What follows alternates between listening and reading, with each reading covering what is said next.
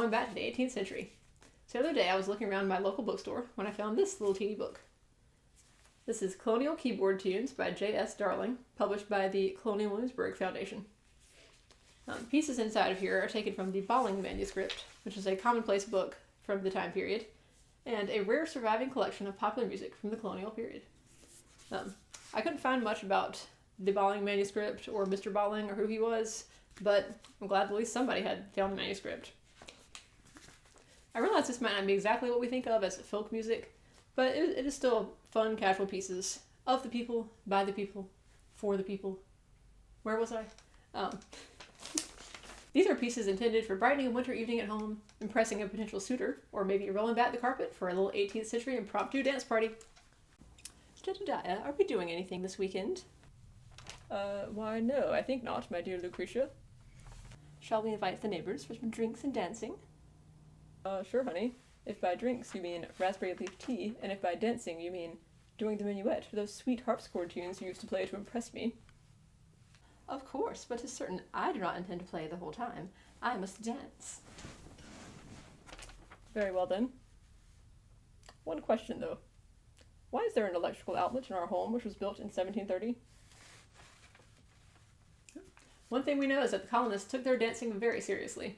You could expect dancing to occur anywhere from a fancy ball at the governor's palace in Williamsburg to a boat race on the river. There was plenty of practice for these events too, usually prescribed by traveling dancing masters. Now, one of these dance teachers, a Mr. Francis Christian, was not messing around. On one instance, he was described as being punctual and rigid in his discipline, so strict indeed that he struck two of the young misses for a fault in the course of their performance, even in the presence of the mother of one of them. I don't know about you, but I don't think I'd let my kid go back to that dance class. Just saying. Now, when it came time for the actual cutting of the rug to begin, you could expect to see some minuets to open the evening, yes.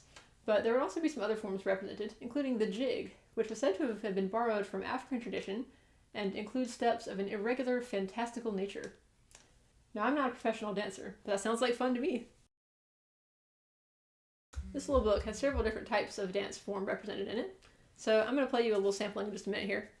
Now, originally, these probably would have been intended for playing on the harpsichord, but I'm pretty sure there's only one harpsichord in the town where I live, and I don't own it, so we're just going to rely on the power of technology and use my handy-dandy keyboard. So, let's jump right in.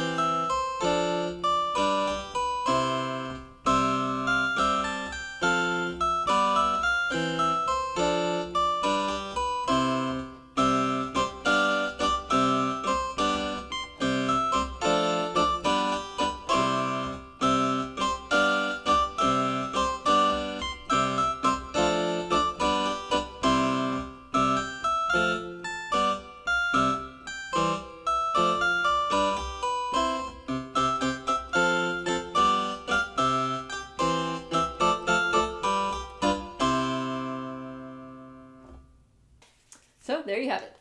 Can you picture yourself minuetting the night away to one of these Colonial jams? Did you have a favorite? Let me know down in the comments. Somewhere down there. No.